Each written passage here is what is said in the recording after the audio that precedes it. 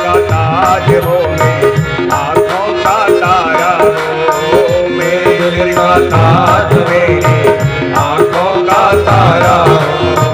अब मैं निहारूं रूप तुम्हारा, जो बीत जाए जीवन मेरा। अब मैं निहारूं रूप तुम्हारा, जो बीत जाए जीवन मेरा। हर श्वास में हो सुमिरन तेरा, जो बीत जाए जीवन मेरा।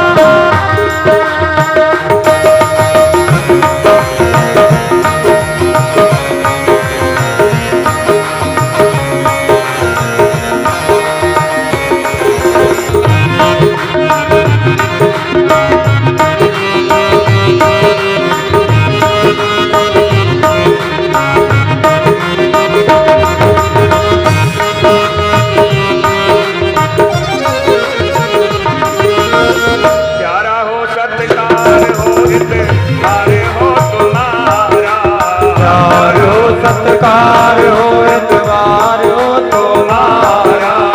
सुख भी सारे हो याद भी तुम्हारा, सुख भी सारे हो याद हो सारा।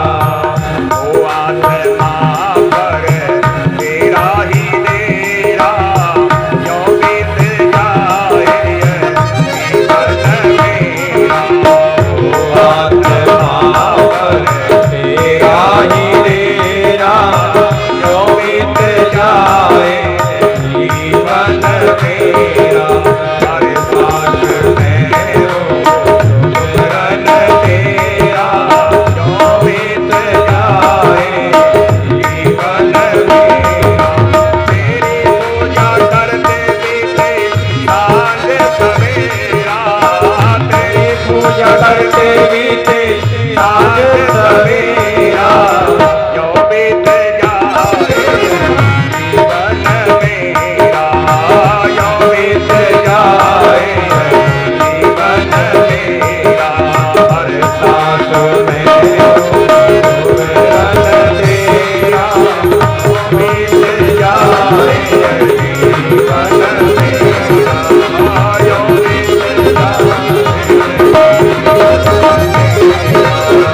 जो बीत जाए जीवन मेरा,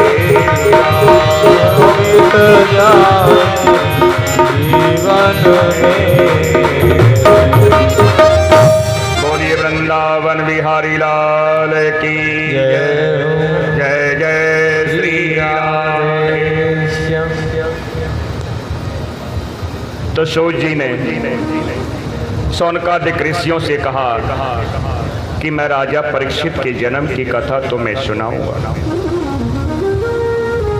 क्योंकि जिस व्यक्ति की कथा से परमात्मा की कथा का उदय होता है, उस व्यक्ति की कथा परमात्मा की कथा से कम नहीं होती।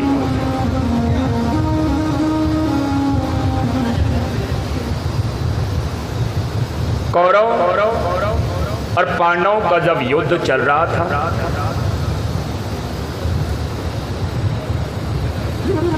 तो सारे कौरव मारे गए,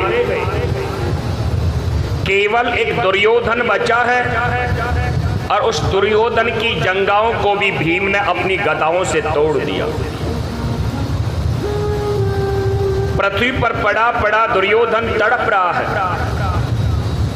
अपनी मृत्यु का समय गिन रहा है, देख रहा कि मुझे मृत्यु कब आएगी। जब दुर्योधन पड़ा पड़ा तड़प रहा है तो दुर्योधन का मित्र अश्वत्थामा दुर्योधन के पास में आया, पूछा, मित्रवर तुम्हारी यह दुर्दशा किसने की, किसने तुम्हारी ये जंगाओं को तोड़ दिया?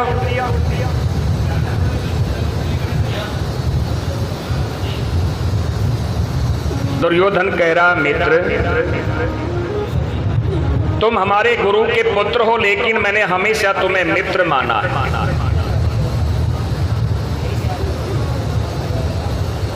और यदि वास्तव में तुम मुझे मित्र मानते हो तो मेरी एक इच्छा है, आप उसे पूरी कर दीजिए।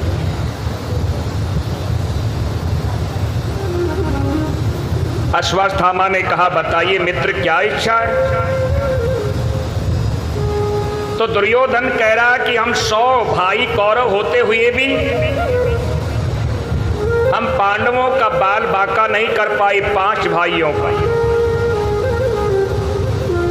मैं कुछ तुमसे कुछ नहीं मांग रहा मित्र, केवल मैं चाहता हूं कि 5 पांडवों की मृत्यु हो जाए, बस मैं ये सुनना देखना चाहता हूं और मेरे मन में कोई इच्छा नहीं।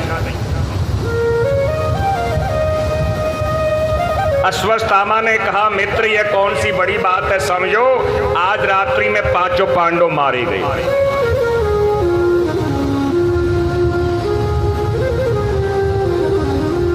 इधर अश्वत्थामा 5 पांडवों को मारने का समय देख रहा है कि कब अर्धरात्रि होगी और मैं सोते हुए जाकर के पांडवों को मार दूंगा। अब महाभारत का युद्ध चल रहा है तो सभी लोग अपने अपने शिविर लगा करके, तंबू लगा करके वहीं रहते हैं। आज 5 पांडव आराम से सो रहे हैं। मेरे गोविंद द्वारिकाधीश प्रभु छड़ी लेकर के पहरा दे रहे हैं। अर्जुन की नींद खुली। अर्जुन ने कहा, द्वारिकाधीश प्रभु अभी तक आप सोए नहीं? मेरे गोविंद कह रहे, अरे अर्जुन तुम्हें नींद आ रही है? बोले, हाँ प्रभु। अरे जब सारी जीवन की बागडोर आपके हाथ में सौंप दी, अब हमें किस बात की चिंता है?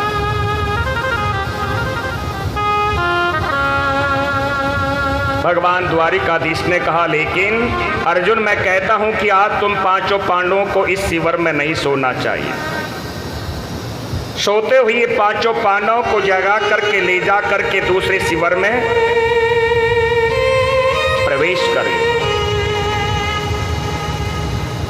अब 5 पांडवों को लेकर के द्वारिकाधीश प्रभु चले गए, लेकिन द्रौपदी के 5 पुत्र हैं और वो 5 के 5 पुत्र उसी शिविर में सोते हुए रह गए। आराम से सो रहे हैं। अश्वत्थामा ने देखा कि सभी लोग सो रहे हैं, अर्धरात्रि का समय है। अब अश्वत्थामा वो पांडवों का जो शिविर है जहाँ द्रौपदी के 5 पुत्र सो रहे हैं उसमें प्रवेश कर गया।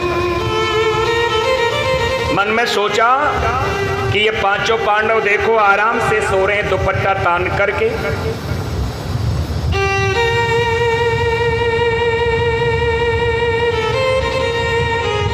और सोते हुए 5 द्रौपदी के जो पुत्र हैं उन 5 के बोले सिर धड़ से अलग कर दिए, 5 पुत्रों को मार दिया पांडव समझ कर।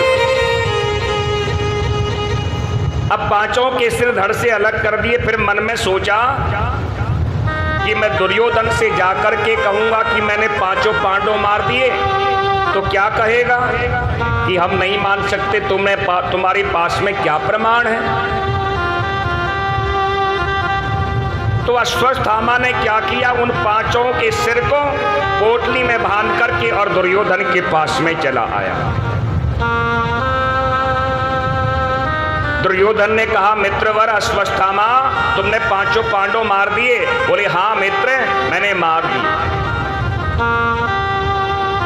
दुर्योधन कह रहा, मैं नहीं मान सकता। अरे हम 100 भाइयों ने सारे जीवन पांचों पांडवों को मारने का कितना प्रयास किया, लेकिन हम बाल भी बांका नहीं कर पाए, मारना तो बहुत दूर, और तुमने इतनी आसानी से मार दिए।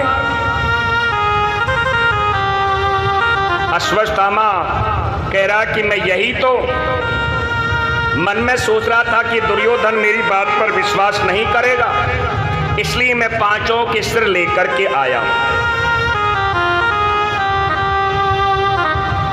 दुर्योधन कह रहे हैं कि एक पांडव का सिर मेरे हाथ में दो, मैं देखूं। अब जैसे ही वो द्रौपदी का जो पुत्र है, एक पुत्र का सिर जैसे ही दुर्योधन के हाथ में दिया, दुर्योधन ने जोर से थोड़ा सा दबाया और तुरंत पिचक गया। अरे मित्र, ये पांचों पांडव नहीं, अरे ये तो द्रौपदी के 5 पुत्र हैं। अरे तूने ये क्या कर दिया? अरे हमारे कुल में तो तूने पानी देने वाला भी नहीं छोड़ा। रोता हुआ, तड़पता हुआ, और दुर्योधन का प्राणांत हो गया। अरे मित्र, क्या कर दिया? इधर सुबह प्रातःकाल द्रौपदी ने आकर के देखा और कुरेरे पक्षी की भांति क्रंदन कर रही है, रो रही है। अरे जिस माँ के 5 पुत्र एक साथ में मारे जाए, उस माँ के हृदय के अंदर क्या वेदना होती है। द्रौपदी कह रही है, क्या बिगाड़ा था मेरे पुत्रों ने इस दुष्ट अश्वत्थामा का, जो सोते हुए मेरे पुत्रों को मार दिया। लोगों की भीड़ इकट्ठी हो गई, कहने लगे, अरे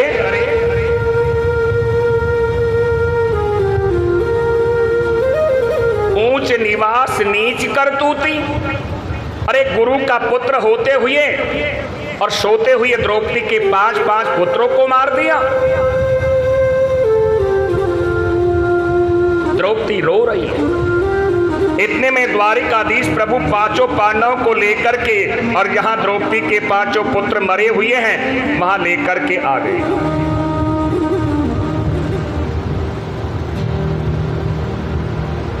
देखा, अर्जुन ने देखा, देवी हमारे 5 पुत्रों को दुष्ट अश्वत्थामा ने मार दिया।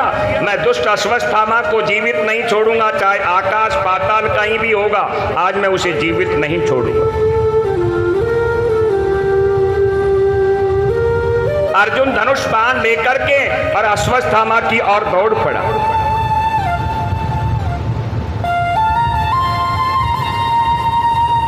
अश्वत्थामा ने देखा कि आज अर्जुन मुझे जीवित नहीं छोड़ेगा। अश्वत्थामा ने क्या किया? ब्रह्म अस्त्र चला दिया। अब जैसे ही ब्रह्म अस्त्र चलाया, अर्जुन घबरा गया और घबरा करके द्वारिकाधीश प्रभु की शरण में आकर के द्वारिकाधीश प्रभु से कह रहा है, कृष्ण कृष्ण महाभावो भगता नाम भयंकर त्वमीकयं दयन नाम परगोसी एनम संस्रते। गोविंद मेरी रक्षा करो, कन्हैया मेरी रक्षा करो, यह ब्रह्म अस्त्र जला करके मुझे भस्म कर देगा। द्वारिकाधीश प्रभु कह रहे हैं, अरे अर्जुन घबराते क्यों हो? अरे विष की औषधि विषी होता है। बोले विष को विष से ही दबाया जाता है, लोहे को लोहे से ही काटा जाता है, कांटे को कांटे से ही निकाला जाता है। अरे तुम घबराते क्यों हो? तुम भी अपना ब्रह्म अस्त्र चला दो। अर्जुन ने तुरंत अपना ब्रह्म अस्त्र चला दिया। दोनों ब्रह्म अस्त्र आकर के टकराने लगे। व्यास जी ने आकर के बीच में रोका। यदि दोनों ये ब्रह्म अस्त्र आपस में टकरा जाएंगे तो प्रलय हो जाएगा। अर्जुन से कहा कि तुम्हारा ब्रह्म अस्त्र वापस लौटाओ। अश्वत्थामा से कहा कि तुम्हारा ब्रह्म अस्त्र वापस लौटाओ। अश्वत्थामा ने मना कर दिया कि मुझे चलाना आता है, वापस लौटाना नहीं आता। अर्जुन ने दोनों ब्रह्म अस्त्रों को शांत करके वापस बुला लिया, लौटा लिया। अर्जुन अश्वत्थामा को पकड़ करके लेकर के घसीटते हुए यहाँ द्रौपदी रो रही हैं, लोगों की भीड़ इकट्ठी है और लाकर के खड़ा कर दिया।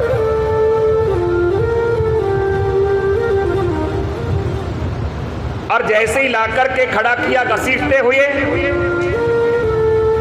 अब द्रौपदी दया की मूर्ति है। कहा देवी बताइए इसे कैसे मारे। द्रौपदी कह रही है मुंचता मुंचता मेषाम ब्राह्मणो निरंतराम गुरु।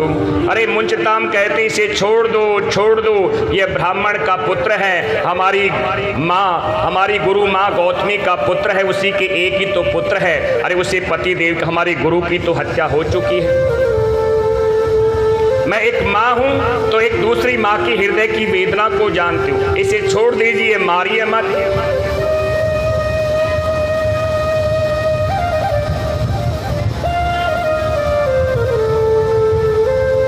अर्जुन सोच रहे हैं कि द्रौपदी के अंदर तो दया आ गई। भीमसेन बोल उठे, बोले भैया अर्जुन यदि तुम इसे जीवित छोड़ दोगे तो मैं नहीं छोड़ूंगा। अर्जुन कह रहा है लेकिन मैं ऐसे मारूं कैसे, इसके टुकड़े टुकड़े कर दूं या अग्नि में जला दूं, कैसे मारूं। धर्मराज युधिष्ठिर से पूछा भैया बताइए ना इसको मारूं कैसे। धर्मराज युधिष्ठिर ने कह दिया देख अर्जुन, धर्म के विपरीत कोई कार्य मत करना। भगवान द्वारिकाधीश बगल में खड़े। भगवान द्वारिकाधीश से अर्जुन हाथ जोड़ करके कह रहा है गोविंद अब आप ही बताइए ना मैं इसे कैसे मारूं। तो मेरे प्रभु कह रहे हैं द्वारिकाधीश प्रभु, ब्रह्म बंधु हस्तब्दम आतयाई बधार्णवा ममीय भयमानतम पर्याय अनुशासनम। बोले ब्राह्मण कितना भी आदमी हो, आदमी का मतलब कितना भी पापी हो, लेकिन उसे मारना नहीं चाहिए। भगवान कह रहे ब्राह्मण कितना भी आदमी हो उसे मारना नहीं चाहिए। फिर कह दिया कि बालकों का हत्यारा कोई भी हो उसे छोड़ना भी नहीं चाहिए। यह भी कह दिया इसे मारो भी मत, और यह भी कह दिया इसे छोड़ो भी मत। लेकिन आप भी सोचिए इतने बड़े महाभारत के युद्ध के मैदान में गीता जैसे ग्रंथ की, गीता की जैसे उपदेश दिया, अर्जुन तुरंत समझ गया। अर्जुन ने क्या किया, अश्वत्थामा की मणि निकाल ली, आधे सिर के केस और आड़ी दूर मूछ मौन करके धक्का दे करके निकाल दिया कि जहां तक हमारी राज की सीमा है उससे बाहर चले जाओ। कहते हैं कि आदमी ब्राह्मण का सबसे बड़ा बद यही है, मारने के बाद में तो व्यक्ति मर ही जाता है, किस्सा खत्म होता है, लेकिन किसी को सभा में अपमानित करके छोड़ दिया जाता है तो बोले वो पल पल मरता रहता है, रोज मरता है। अश्वत्थामा को धक्का देकर के बाहर कर दिया, लेकिन आपको पता है व्यक्ति का सबसे बड़ा शत्रु कौन है? व्यक्ति का सबसे बड़ा शत्रु यदि कोई है तो वह है ईर्ष्या। कहते हैं ना कि मेरी एक आंख फूटे लेकिन पड़ोसी की दोनों फूटनी चाहिए। अपना नुकसान करके भी पड़ोसी का नुकसान करें, उसी को कहते हैं ईर्ष्या। अब अश्वत्थामा के मन में ईर्ष्या उत्पन्न हो गई। मन में सोच रहे हैं कि इन पांडवों के वंश को मैं निर्वंश करके मानूंगा, इनके वंश में कोई पानी देने वाला नहीं छोड़ूंगा। पर सोचा इनके वंश में बचाई कौन है?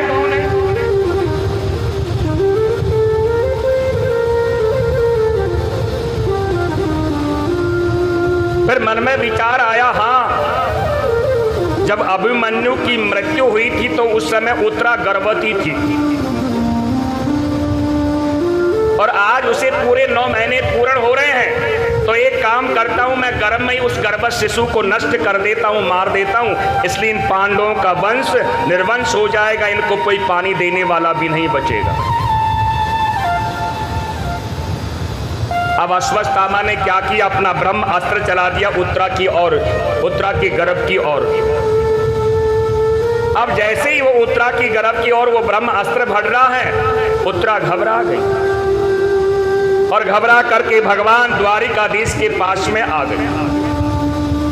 मेरे प्रभु से कह रही है, पाई पाई महायोगिन देव देव जगतपते नानम तद भयम पस्से यत्रम मृत्यु परस्परम। गोविंद मेरी रक्षा करो, कन्हैया मेरी रक्षा करो, मुझे मरने का कोई दुख नहीं है, लेकिन मेरे गर्भ में जो बालक है यह पांडवों का वंश है, पांडवों का बीज है, तो मैं चाहती हूं कि यह पांडवों का वंश खत्म नहीं होना चाहिए, मुझे डरने का भय नहीं है। मेरे प्रभु द्वारिकाधीश ने कहा, बेटी उत्तरा, एक बार तुम मेरे प्रति मातृभाव जागृत करो। और उत्तरा ने जैसे ही मातृभाव जागृत किया,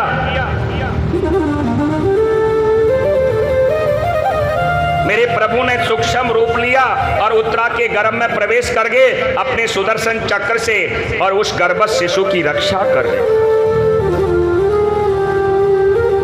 एक रूप से बाहर खड़े हैं, दूसरे रूप से उत्तरा के गर्भ में है। बाहर खड़े हुए रूप में द्वारिकाधीश कह रहे, बेटी उत्तरा, अब तुम्हें कोई तकलीफ तो नहीं है? नहीं नहीं गोविंद, अब मैं स्वस्थ महसूस कर रही हूं।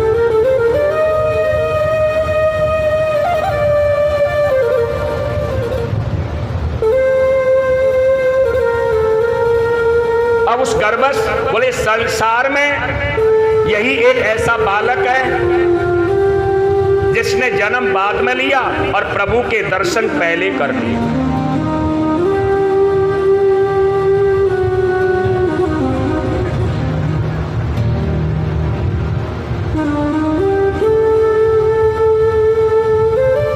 माता कुंती वहीं खड़ी है और माता कुंती को सब पता चल गया। माता कुंती द्वारिकाधीश प्रभु की बुआ लगती है।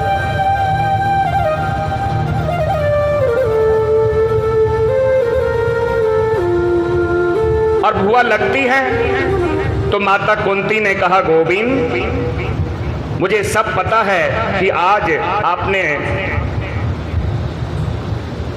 पांडवों के वंश को निर्वंश होने से बचा लिया, मेरी पौत्र वधू के गर्भ में प्रवेश करके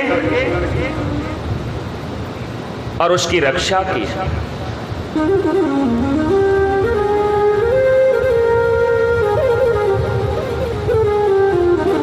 तुम पूर्ण ब्रह्म ईश्वर हो, जगत के रक्षक हो।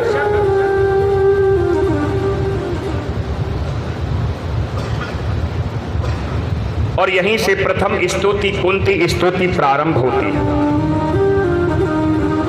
कुंती भगवान की स्तुति कहती हुई कह रही है, नमस्तम पुरुषम तभागमीश्वरम प्रकटे परम अलक्षम सर्वभूतानां बंदर संवतेष्टम माया जनिकाक्षम मनोक्षम चवम मन्यवयम निलक्षम मूढ़दशम नटो नाटम धरो यथा कृष्णाय वासुदेवाय देवकी नंदनाय च नंद गोपी कुमाराय गोविंदाय नमो नमः।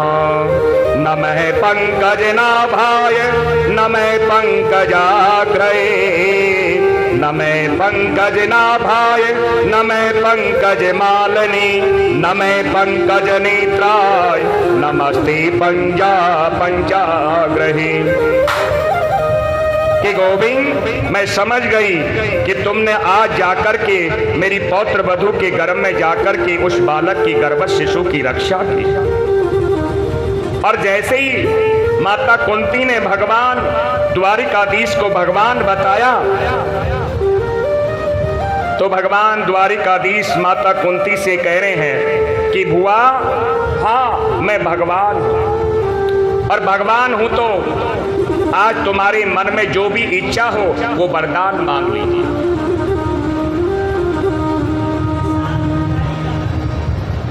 तो कहते हैं कि कुंती ने भगवान से वरदान क्या मांगा?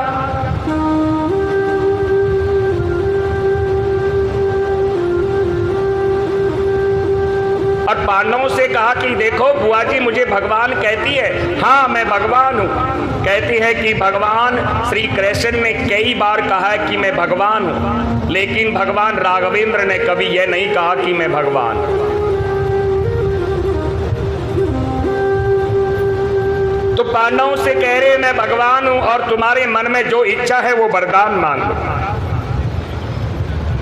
धर्मराज युधिष्ठिर है, वरदान मांगा कि हे गोविंद, मुझे कुछ नहीं चाहिए, मैं धर्म के मार्ग को हमेशा धर्म का ही अनुसरण करूं। सभी ने कुछ न कुछ मांगा है। द्रौपदी से कहा कि तुम भी मांगिए। द्रौपदी कहती है गोविंद, मैंने आपको हमेशा सखा कहा है और आपने मुझे सखी कहा। बस ये भाव मेरा आपके चरणों में हमेशा बना रहे।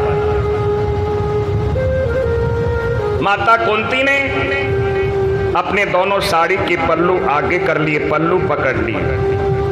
कह रही है गोविंद, यदि देना ही चाहते हो, विपदम संतु न शाश्वत तत्र तत्र जगत गुरो भवतु दर्शनम यथा स्यात् पुनः भव दर्शनम। कि गोविंद, यदि तुम मुझे वरदान देना ही चाहते हो तो बस एक वरदान दे दो कि मेरे ऊपर विपत्ति के ऊपर विपत्ति आती चली जाए। विपत्ति कहते हैं दुख को, बोले दुख के ऊपर दुख आता चला जाए, एक दुख खत्म नहीं हो उससे पहले दूसरा आ जाए। भगवान द्वारिकाधीश कह रहे, बुआ क्या मांग रही हो? अरे दुनिया के लोग तो दुख के नाम सुनते ही बहुत दूर भागती है और तुम वरदान मांग रही हो तो दुख। माता कुंती कह रही है गोविंद, यदि हमारे इन पुत्रों, मेरे पुत्रों के ऊपर दुख नहीं आता तो क्या आज साक्षात पूर्ण ब्रह्म ईश्वर मेरी इन आंखों के सामने खड़ा होता? क्या मेरे पुत्रों की रक्षा करता? ऐसे सुख को लेकर के हम क्या करें? सुख के माथे सिल पड़े जो हरि हृदय से जाए, बलिहारी व दुख की जो पल पल नाम जय पाए। और ये बात सत्य है। यदि किसी व्यक्ति के ऊपर सुख है, कोई कार्य अच्छा होता है तो क्या कहता है? बोले ये तो मैंने किया है।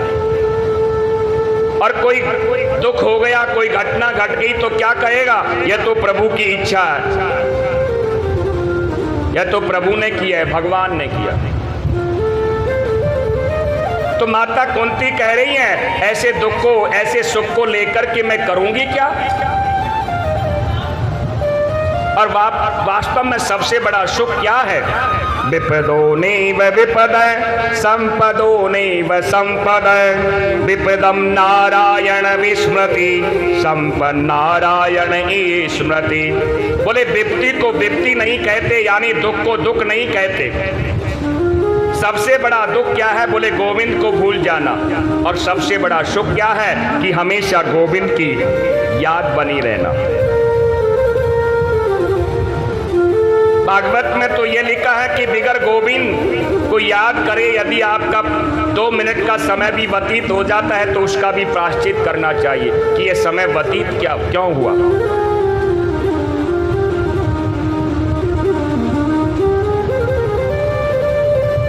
इधर पांडवों को महाभारत के युद्ध में विजयश्री मिल गई और धर्मराज युधिष्ठिर राजा बन गया।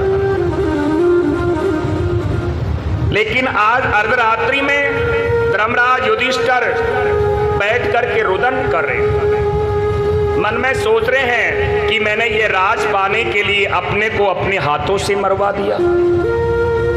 अरे कितने बालक अनाथ हो गए, कितनी माताएं विधवा हो गई, बैठे बैठे रुदन कर रहे। भगवान द्वारिकाधीश ने देखा कि बड़े भ्राता युधिष्ठिर जी रो रहे हैं, जाकर के पूछा, भैया क्या बात है? और रात्रि भर बैठ करके धर्मराज युधिष्ठिर को उपदेश दिया भगवान द्वारिकाधीश ने। लेकिन भगवान द्वारिकाधीश ने जो उपदेश दिया वो धर्मराज युधिष्ठिर के एक भी समझ में नहीं आई, एक भी उपदेश। क्यों?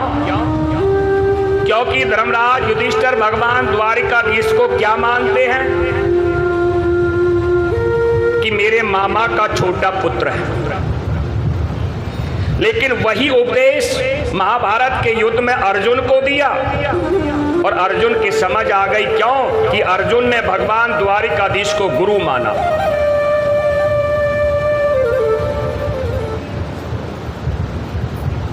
यदि आपके मन में यह विचार है कि ये तो दादादेव के पंडित जी है, क्या कहेंगे? क्या भागवत श्रवण कराएंगे? वैसे ही बकवास करेंगे तो आपकी समझ में नहीं आ सकती। और यदि वास्तव में आप सोचोगे कि वास्तव में भागवत का श्रवण बड़ा सुंदर चल रहा है तो आपकी एक एक बात समझ में आ जाए, यानी कहने वाले के प्रति आपका भाव होना चाहिए। तो भगवान द्वारिकाधीश ने क्या किया? सोचा कि जो उपदेश मैंने दिया है धर्मराज युधिष्ठिर को, यदि वही उपदेश मैं भीष्म पितामह के द्वारा धर्मराज युधिष्ठिर को दिलाता हूं तो इनके मन में जो गलानी है वो चली जाएगी। तो भगवान द्वारिकाधीश आज प्रातःकाल पांचों पांडवों को और साथ में द्रौपदी भी है और भीष्म पितामह के पास में आ गए। भीष्म पितामह के पास में आकर के जैसे ही भीष्म पितामह ने भगवान द्वारिकाधीश को देखा, भीष्म पिता मन में सोच रहे हैं कि मेरा गोविंद मेरी मृत्यु को सुधारने के लिए आ गए।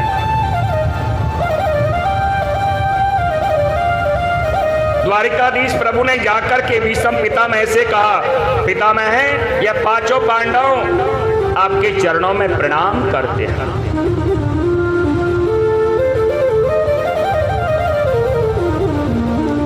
और मैं चाहता हूं कि इन पांचों पांडवों को जो अपने जीवन में जो आपने जीवन जिया है इतना लंबा है, जो आपका अनुभव है आप उसका उपदेश करिए।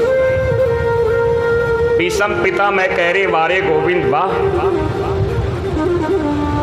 अरे पूर्ण ब्रह्म से ईश्वर के सामने मैं क्या उपदेश दे सकता हूं। लेकिन वास्तव में यदि कोई तुमसे यह बात सीखे कि दूसरे के प्रति कैसी भावना होनी चाहिए, तो पांचों पांडवों ने प्रणाम किया, द्रौपदी ने प्रणाम किया। अब भीष्म पितामह पांचों पांडवों को उपदेश दे रहे। दान धर्मान राज धर्मान मोक्ष धर्मान विभाग सर। भीष्म पितामह कह रहे हैं, बेटाओ पुत्रों, अब तुम भारत के सम्राट बन गए, राजा बन गए। और एक राजा का कर्तव्य क्या होता है? बोले अपने प्राणों की बाजी लगा करके अपनी प्रजा की रक्षा करे।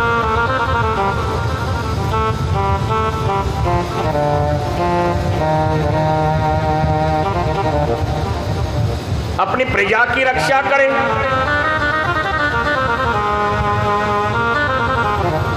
और यदि प्रजा की रक्षा करने का सामर्थ्य नहीं है, किसी व्यक्ति को दंडित करने का सामर्थ्य नहीं है, तो बोले कभी अपनी आंखों के सामने पाप होते हुए नहीं देखना चाहिए।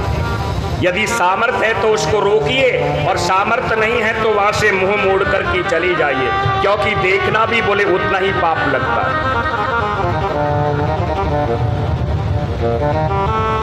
अब जैसे ही ये बात कही कि आंखों के सामने होते हुए पाप नहीं देखना चाहिए, तो द्रौपदी को हंसी आ गई।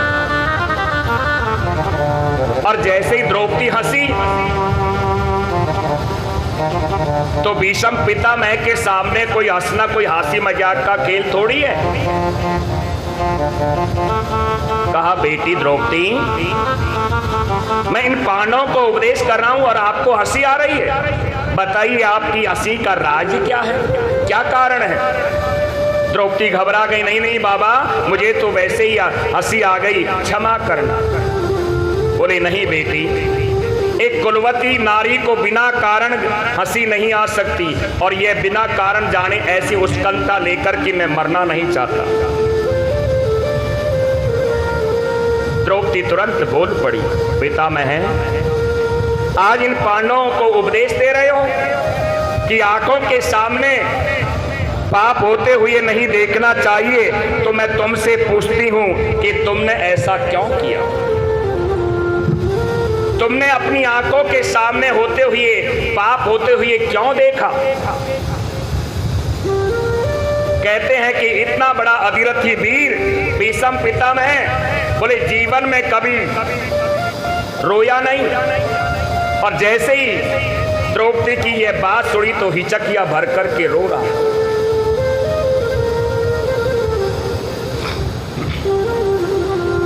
कह रहा है भीष्म पितामह, हाँ बेटी द्रौपदी, मैं वही अभागा भीष्म हूं। क्योंकि द्रौपदी ने कहा कि जब सभा के बीच में मुझे नगन किया जा रहा था तो सबसे पहले मैंने आपसे निवेदन किया, और पितामह यदि आप इशारा भी कर देते तो क्या हिम्मत थी उन कौरों की जो मुझे नंगन करना तो बहुत दूर मेरे साड़ी के पल्लू को भी छू जाए।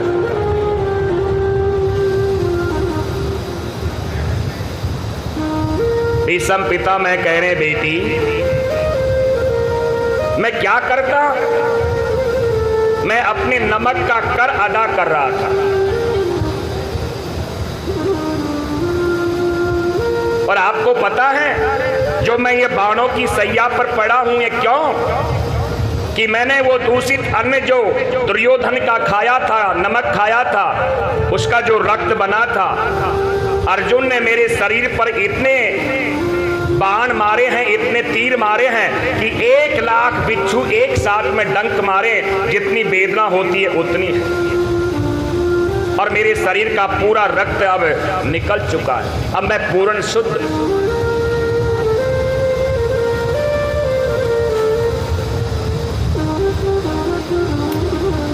इन 5 पांडवों को भीष्म पितामह ने सुंदर उपदेश दिया और कहा पांडवों से कि अब मैं 2-2 बार भगवान द्वारिकाधीश से करना चाहता हूं। कहा गोविंद, आप मेरी मृत्यु को सुधारने के लिए आ गए। और भीष्म पितामह ने बड़ी सुंदर स्तुति की है। इतिमते रूपे कल पिता वितृष्णा भगवती सात्वत पुंगवे विभुनि स्वसुख मुपगते क्वचित हरता प्रगति मुपेयुषया तव प्रभाव त्रिभुवन कमलम तमाल भरणम रवि करे गौरे भराम्बरम दधाने बकुलर ककुला प्रतापे नाव्यम विजय सखीरतिरस्तु मे नवधा ज्योतिपुर कर जो विश्रम विश्वक अतुलित श्रम वायनं कृतान्ते मम निसत शरीर विदितमान भवतकिल सत्काले कृष्ण आत्मा सपदि सखी वचो नितम माते निज परयो बलयो रथम निवेश स्तुवति पर से निकायो रक्षा हसवती पार्थ सखी रति नमास्तु स्वहितप्रोतेना मुखं निरीक्ष सौजन्यदादिमुखस्ततो सबोध्या उम्मतीन मरदा संविद्याय चरणतीरत्परमासतमास्तु पवनिगमपहाय मत प्रतिज्ञा न तु प्रतिलक्तरुतोरथस्ता रथ चरणो भयाल चत गो हरिवहन्तमिभं गतो हरिय लिखित विषहतो विषेण दंस छत परिलोक तत् आत्ता इनो में प्रभ सम विवसार मर्ददार्थम सभवतु मे भगवान गति मुकंद विजरथ कुटुंब आत्र त्रोत्रे रतरह रश्मनि तक्षये क्षणीये भगवती रतिरसो मे मुमोसो यम्यनिरक्ष हतागता स्वरूपम् ललित गति विलास फलुकहास प्रणय निरक्षण कल्पितो रुमाना कृतमनुकृतवत उन्मदान्ता प्रगति मगन किलयस गो प्रबद्ध मुनिगण नपवय संकुलेन्ते सदसि युधिष्ठिर राजसो जयेषाम् हरिहर मुपदे क्षिणीयो मम नित्य गोचर एष आ वीरात्मा मम हम यम शरीर भाजम हित हित स्थित आत्मकल्पितानां प्रतिद्रसमिव नेत्रधार्तमेकं समधिगतोऽस्मि विमोहभेदमोह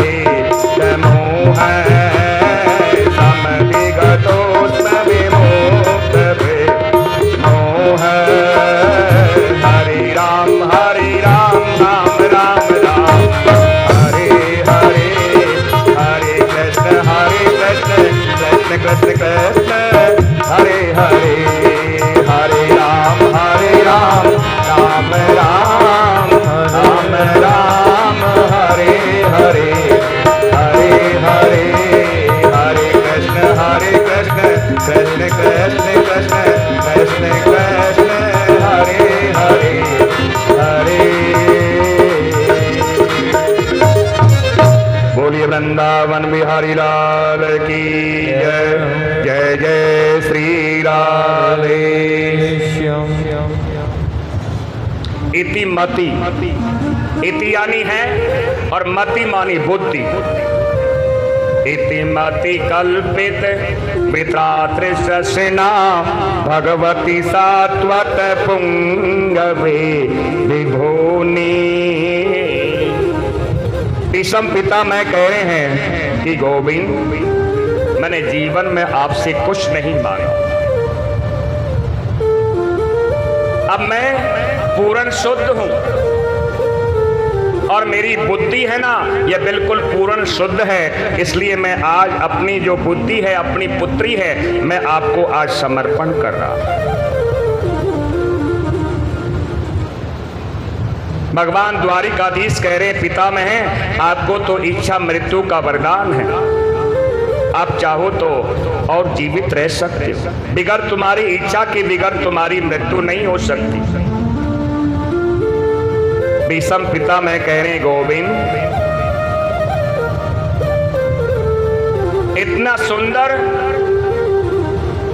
इतनी सुंदर मृत्यु जो गोविंद मेरी साक्षात पूर्ण ब्रह्म ईश्वर मेरी आंखों के सामने खड़ा है,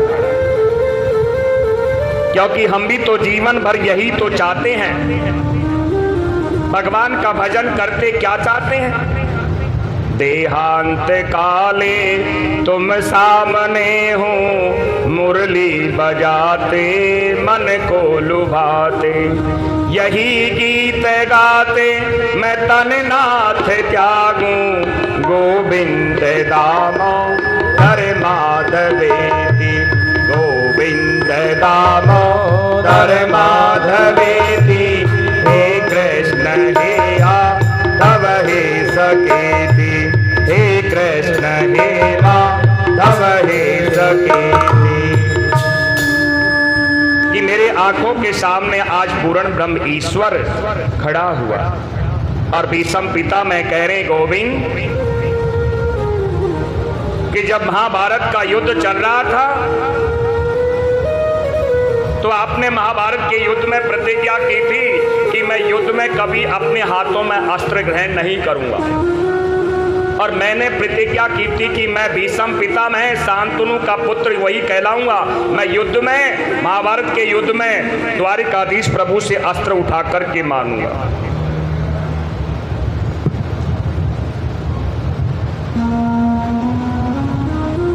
और आज जब महाभारत का युद्ध चल रहा था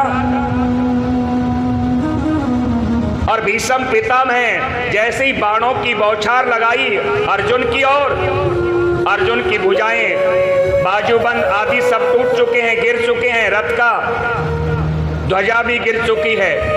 द्वारिकाधीश प्रभु रथ को चला रहे हैं और कह रहे हैं अरे अर्जुन कुछ करो। अर्जुन कह रहे हैं गोविंद इतने बड़े अधिरथी वीर के साथ में युद्ध करना कोई हंसी मजाक का खेल नहीं है। दो चार बाण घोड़ों के लगे, भगवान द्वारिकाधीश देख रहे हैं कि आज अर्जुन को भीष्म पितामह जीवित नहीं छोड़ेंगे, तो तुरंत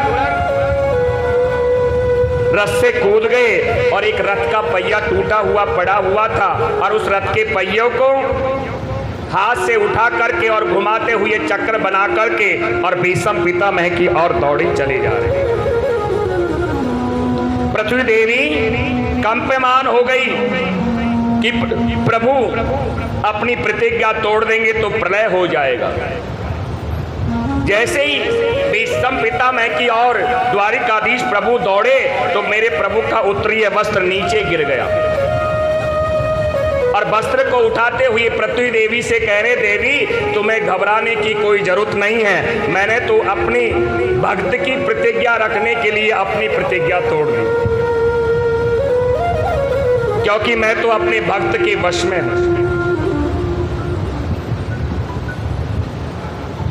मैं तो हूँ भगतन को दास से भगत मेरे मुकट मणि रे। मैं तो हूँ भगतन को दास भगत मेरे मुकट मणि रे। मैं तो हूँ भगतन को दास भगत मेरे मुकट मणि रे। मैं तो हूँ भगतन को दास।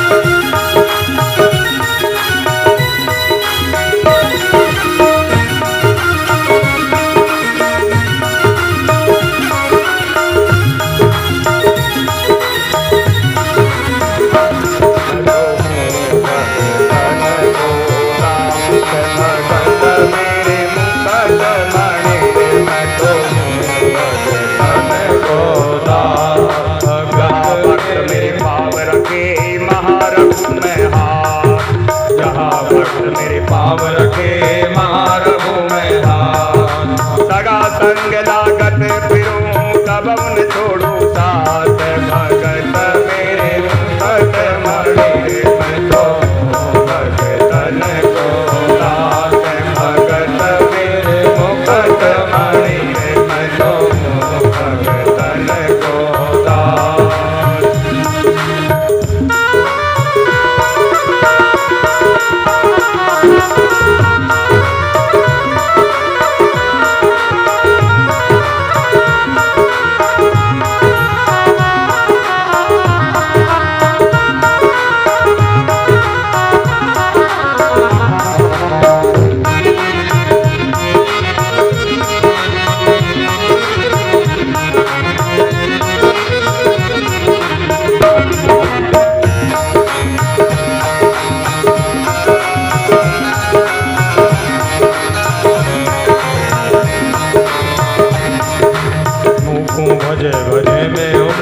हूँ दासन को दास। को भजे भजे मैं उनको हूँ दासन को दास। सेवा करे करूँ मैं सेवा, सेवा करे करूँ मैं सेवा, हो सच्चो विश्वास। यही तो मेरे मन में लगी, मैं तो हूँ भगतन को दास। भगत मेरे मुकुट मणि, मैं तो हूँ भगतन को दास। झूठो खाऊं गले लगाओ नहीं जात को ध्यान, झूठो खाऊं गले लगाऊं नहीं जात को ध्यान। अचर विचार कछु ना मानो, अचर विचार कछु ना मानो, एक प्रेम सम्मान। भगत हित नार बनी, मैं तो हूँ भगतन को दास। भगत मेरे मुकुट मणि, मैं तो हूँ भगतन को दास।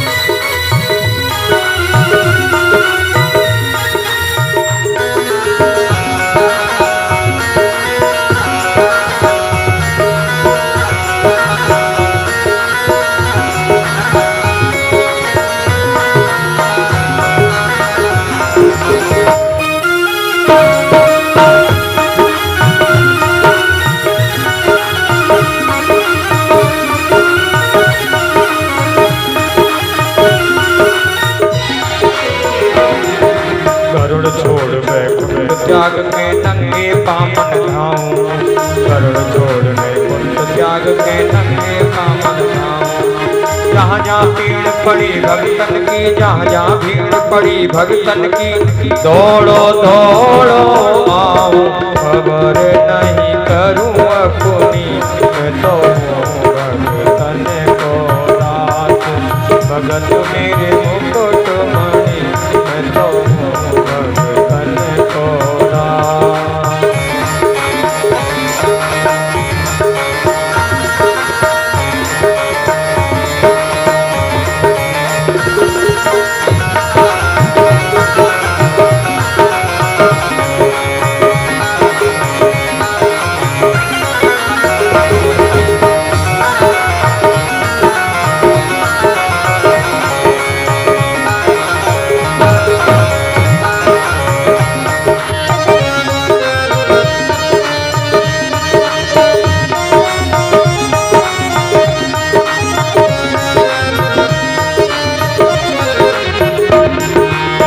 कोई भक्ति करे कपट से उसको भी अपनाओ, जो कोई भक्ति करे कपट से उसको भी अपनाओ। श्याम दाम और दंड वेद से, श्याम दाम और दंड वेद से, सीधे रथ के पे जाओ। नकल से अकल बड़ी, मैं तो हूँ भगतन को दास। भगत मेरे मुकुट मणि, मैं तो हूँ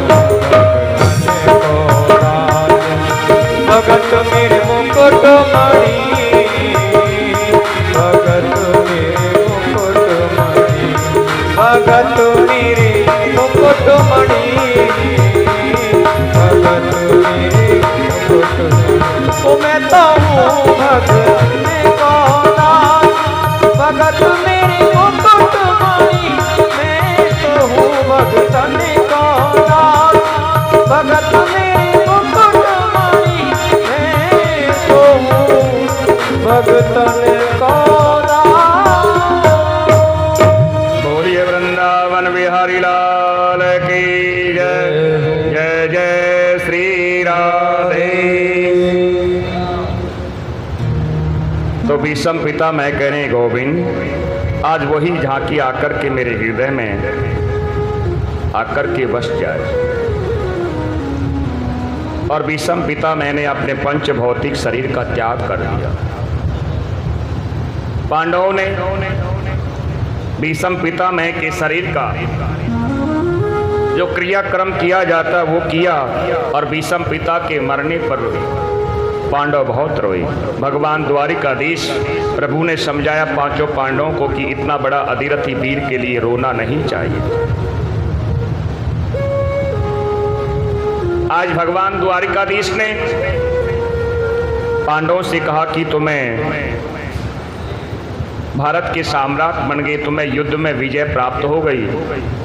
अब हमको भी बोले छोड़े हुए द्वारिका छोड़े हुए बहुत समय व्यतीत हो गया, अब हम भी द्वारिका को जाना चाहते।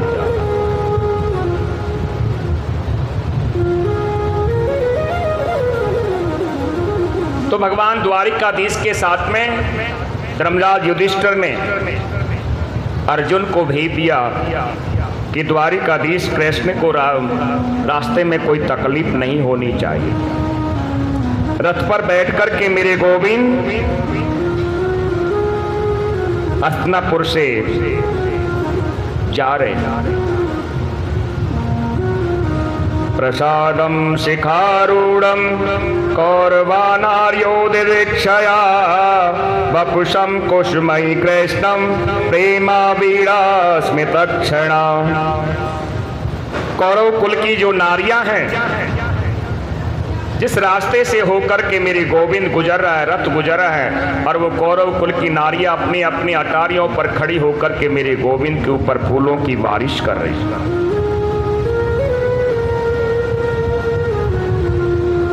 अब मेरे प्रभु ने सभी को कहते हैं कि बड़ों को प्रणाम किया, साथियों को गले लगाया और द्वारिकापुरी में प्रस्थान कर गए।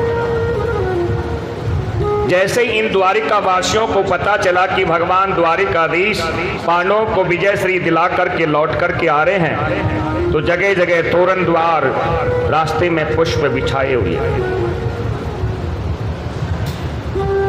भगवान द्वारिकाधीश ने